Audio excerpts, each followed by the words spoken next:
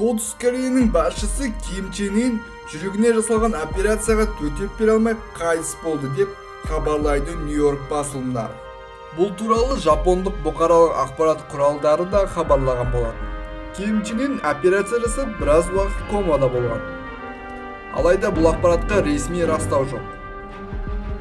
Бұған дейін Дели Ким Чен Ынның жаман әдеттерінен туындаған жүрек тамыр жағдайының нашарлауына байланысты ауруханада емделіп жатқанын хабарлайды. Жапондық Ямаури КНДРда мемлекет басшысы ауысқалы жатыр деп айтқан болатын. Ол Солтүстік Корея басшысының қарындасы Ким Йо Джон. Оның қолында біз айтпасақ та билік тұр.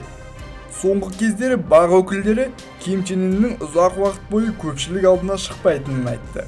Осылайша 21 сәуірде Ким Чен Ынның жағдайы нашар деп CNN телеарнасы америкалық барлауға сілтеме жасап хабарлайды. Кейінірек Оңтүстік Кореяның бақ өкілдері мұның өтірік екенін айтады. КНДР Рёнхап мемлекеттік агенттігі де осы ақпараттың шынайы емес екендігін хабарлайды.